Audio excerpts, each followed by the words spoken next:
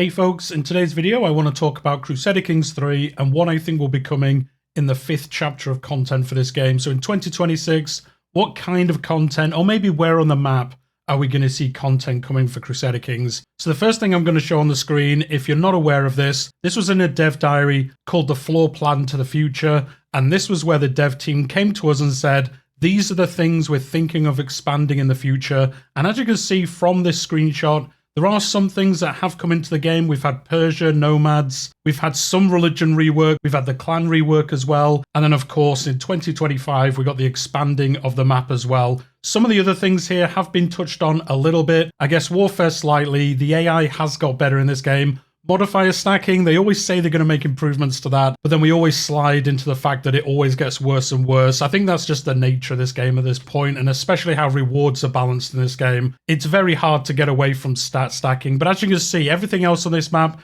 for the most part anyway, is still open to be in the game. Now, this was released in 2022, so this is quite old now, and everything that is on this screen I don't think will ultimately end up in the game, although to be honest, probably everything will be if I think about it. But some things, of course, that aren't on this map have made it into the game as well, being unlanded gameplay, and obviously China and everything else. I guess that was covered under expanding the map, but I don't think any of us thought we'd get China, Southeast Asia, and Japan, especially all in one DLC anyway. So I wanted to show this map first. I've done that every year. I've done one of these kind of guess-along videos, just to show what the game team were thinking of, and then thinking, will we see some of this in the game next year? Now, I do think some of the things on this floor map will come into the game, but they're going to be honorable mentions this year. I don't think in Chapter 5, unfortunately, we're going to get much Africa content, India, Slavic content. I just don't think they're going to focus on that next year. I wish they would. They're all fun places to play, but unfortunately, there's not much going on there flavor-wise, especially in Africa. Once you've done Mother of Us All achievement,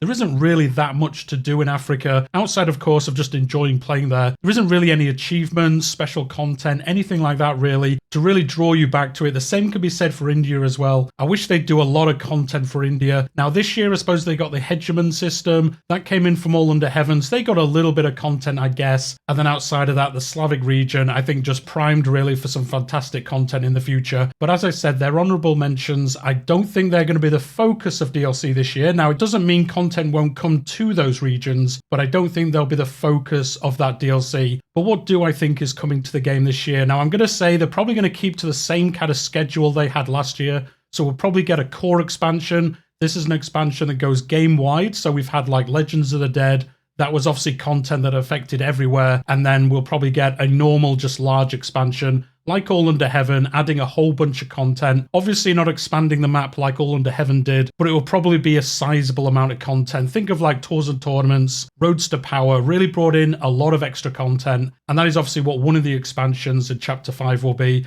And then outside of that, we'll probably get an event pack. I don't think that'll be anything too crazy. If I think what will happen for the rest of the DLC does happen, we'll talk about that in a second. I think the event pack probably focused in Asia somewhere, bringing some additional content for that region, because it was obviously very large for them to add into the game. They added a lot of content with it, but obviously there's further room for content in this region. And I think we might get an event pack kind of based around that area of the map. Just expand it a little bit more maybe, but we'll talk about that in a second as well. So the first DLC of Chapter 5 probably could be a Merchant Republic focused DLC. This was something that was in a survey. If you don't know about that, about 3 or 4 months ago, I think, there was a survey sent out by the game team and you could fill out some information around certain areas of the game. One of them was like a trade thing. One was around Catholicism. One was around laws and things like that, and some different areas of the game as well, kind of hinting towards what we might get next year. And I think that, coupled with a comment last year that they weren't going to do a Merchant Republic focused DLC because they wanted to add China and the Silk Road in first before they went back to do that, which I think does make sense. I think that really hints towards next year we'll definitely get this in the game.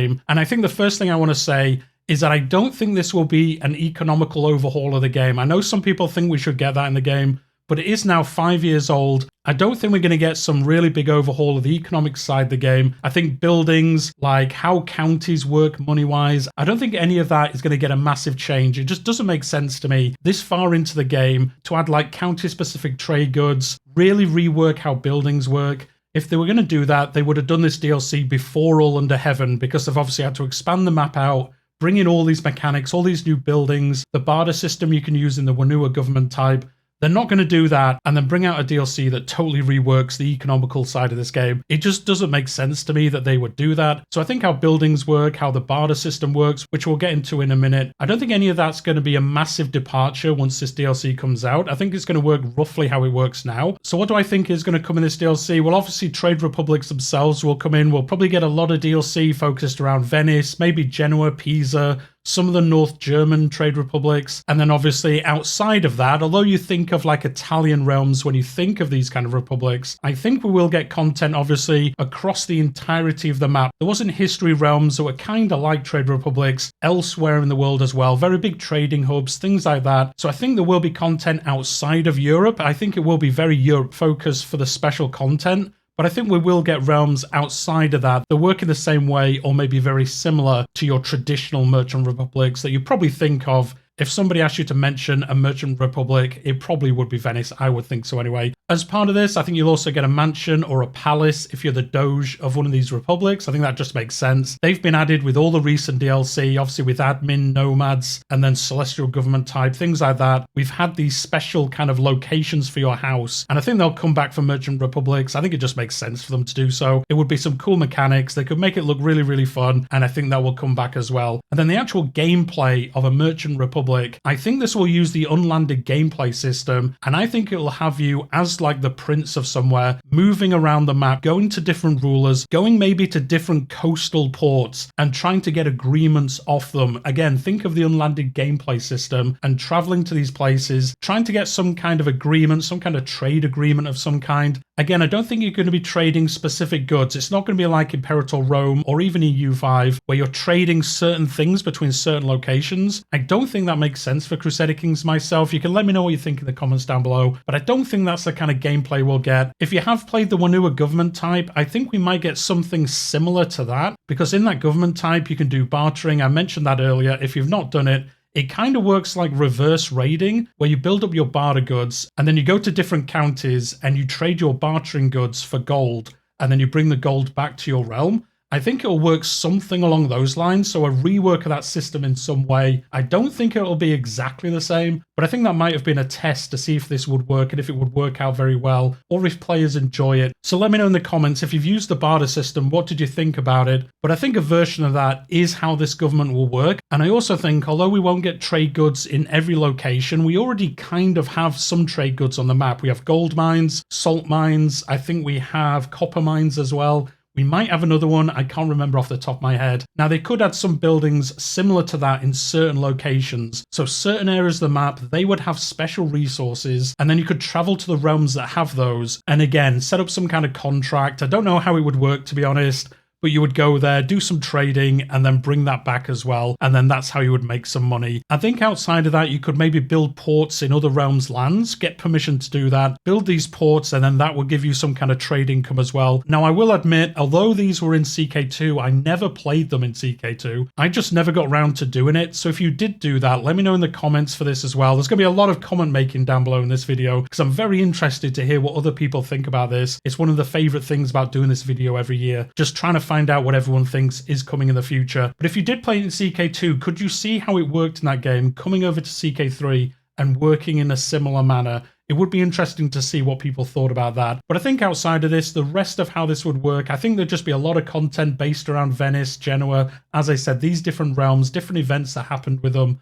And then also the other thing that could come with this is if we had some kind of unlanded gameplay version which would work into the camping tents. You know, at the moment you have like the warfare one, the building one, the religious one. You could have something like that, but instead it was like a trading one. And again, you could travel around realms, setting up trade routes maybe. You could even use the travel system. You know where you can edit your route on the travel system? You could even set up special trade routes maybe using that, build outposts along the route of it, something along those lines. I think we will definitely get this expansion in some version. It's just very hard to know how it's exactly going to work.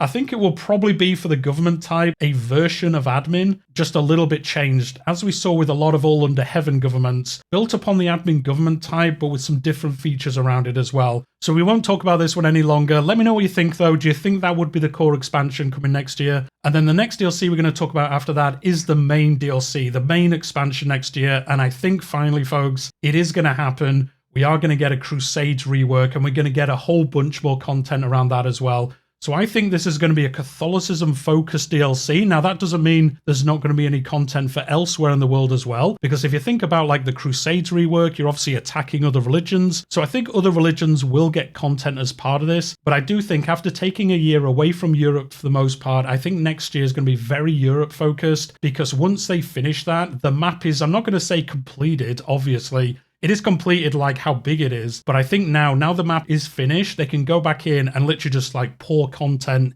into the map that we have. And I think if they went into Europe next year and really fleshed out how Europe plays, then in subsequent years they could go to Africa, India, the Slavic area, elsewhere on the map, and really start filling them out as well. So yeah, for this second DLC, I think it is going to be a Catholicism-based one. I think Crusades, obviously, as I said, will be a rework. If you look at like how the hegemony system works for China, where it all breaks apart, there's all this warfare, and then it gets put back together again, I think they could use a version of that for the Crusades. Stop the Crusades being just one war that happens. Usually they fail. Have it where it's like a hegemony kind of coming back together. Obviously not called the hegemony system. Have it as the Crusade system. But it kind of work in the same way. To make Crusades last longer, they can involve separate wars. Obviously, the Crusades themselves weren't just like 5 battles, then it was done. They often lasted years and years. And you could bring that in using the hegemony system. As I said, like if you haven't played in China, you have the hegemony of China. And then what happens is it breaks apart the different realms that are part of it. They fight it out. And whoever gets 51% of the land,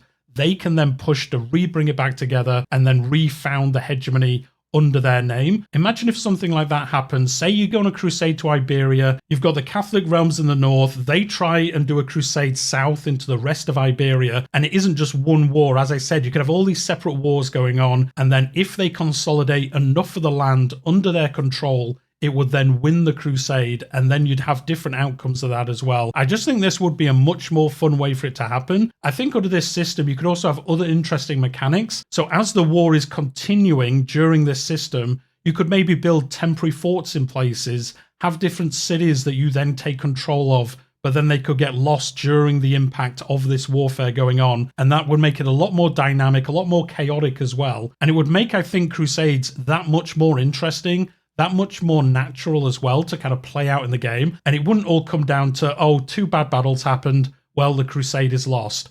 It would be way more fun, I think, if you had like this struggle version, or like I say, like how the hegemony title happens, and that causes like a crazy battle royale to happen for a while. And then whoever's top of that then wins the crusade or loses the crusade, obviously, and then the outcome of that happening as well. I think it would make it a lot more dynamic and a lot more fun to do as well. The other thing that could come in as a crusade rework is unlanded crusaders. I think this should have come in with unlanded gameplay anyway, but I think it'd be really fun if you're a count or a duke, you want to give up your title. Maybe you give it to your next in line, and then you play as an unlanded Crusader Knight, you go off on the crusade, maybe even you get given an army by the Pope to run, maybe a small one, obviously, not a huge army, just a small army, you run it as a knight or a commander, and then if the crusade is successful and you've taken part in it, maybe you get a county or a dukedom in those new lands, or maybe, obviously, if you're very successful at doing it, you become a Crusader King. Obviously, very hard for you to do that as an unlanded character, but I think it would be a fun little mechanic to have. Give up your lands, go off on crusade,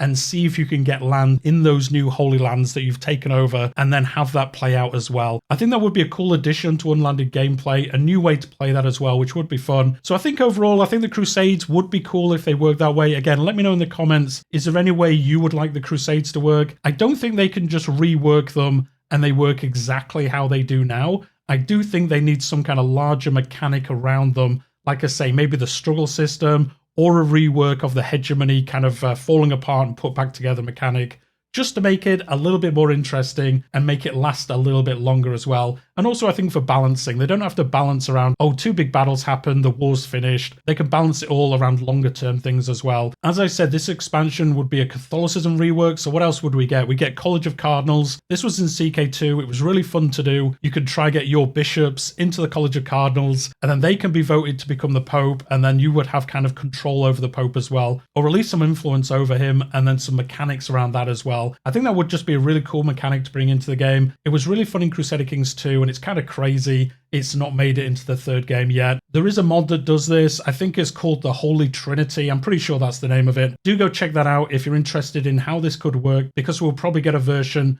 very similar to how that plays out. The other thing, of course, around this is we could get theocracies. Now, I don't personally think we'll get playable theocracies. I don't know what mechanics they would have to make them very different to playing a non-theocracy. I just don't understand what they get differently. Maybe they'll just play exactly the same, but they will be a theocracy. I guess you don't need to worry about succession, things like that quite as much. Maybe we'll get a very simple theocracy kind of government type where you can play as them. And again, it'll be like a lesser version of feudal, something along those lines maybe. The other part of this as well, as I said, Catholic rework. I think we'll get a rework of the religion, including Orthodoxy, give some extra content for that religion as well. And I think there's just such a huge area for them to add a lot of religious content, a lot of events around this as well, special decisions, being able to do different things with this religion. And then the other side of that, as I said earlier, the Islamic religions, the pagans, all these other ones, they probably get some content as well. Because this is a main expansion, although it will be focused on Catholicism, I think they will add content, especially for pagans and the Islamic religions. It just makes sense because you're going to be crusading against those religions, so they'll get something as well to help them out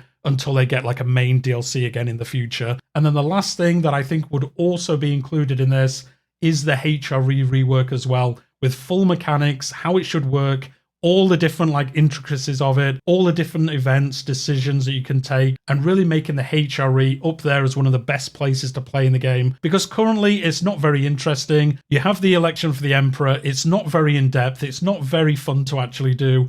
And I think it really needs a full rework. I think many of you will agree with that. And then also, as I said, the mechanics around it, how it plays, how events could happen, interactions with the Pope, things like that, especially with the Coronations DLC already out. So if you think about it, if we got College of Cardinals, Catholic rework, including other religions as well, the Crusades fully redone, and the HRE being implemented properly as well, I think that would be a really good DLC. And as I said, this is very Europe focused. You'd have this DLC, which is obviously Italy and Europe focused for the most part. And then you'd have the Merchant Republic DLC as well, which is very Italy focused. That's the only thing that makes me think it wouldn't be both of these, but I think it just makes so much sense to add both of these next year. As I said earlier, filling out Europe with content, decisions, events, these new mechanics. And then in 2027, yes, already thinking about that already, all these different areas, maybe some Northman DLC Part 2, and all these other areas of the map that need some love as well, because the map is finished now. The map is as big as it's going to get. So now in the future, again, as I said earlier, it's all about filling the map up,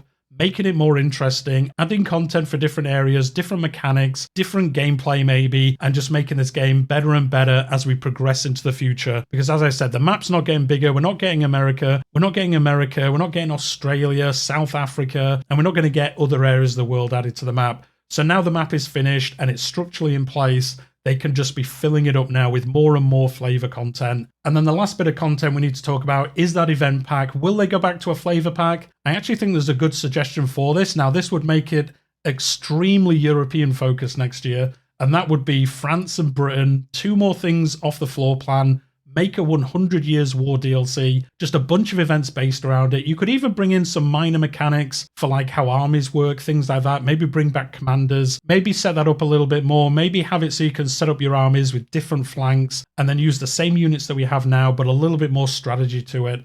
Let me know what you think. I think there is a chance we could get something like that. But to be honest, I think the event pack probably will be either Asia, because it'll fill out some more content for there after we've had like the base content we've got now. Or it could be, I guess, one of those areas I've talked about a few times. Maybe we get an Africa DLC, an India, a Slavic content that is based around an event pack. So maybe focused on something important that happened in one of those regions, make a content pack around it, and then see where that goes. It's very hard to know what the event packs are going to be. They've been kind of all over the place recently, these different areas of the game. I think they've been very good. Wandering Nobles, I think that was a fantastic addition to the game. If you didn't see my DLC ranking, it ranked way higher than people thought it would. And then also the other event packs as well have been kind of focused around different areas of the game. So it's very hard to guess what the next one would be. But I think it will either expand on something in Asia, or as I said, it'll be something maybe around an area that's not got any DLC recently. So maybe it would be like an India DLC, something along those lines. But let me know in the comments down below what you think the event pack might be. But anyway, folks, that's the end of the video today. Let me know in the comments down below. Do you agree with what I've thought about here? Do you think this is what we'll get next year? Or do you think we'll get more of a spread of the content? Maybe we get the Catholicism rework this year,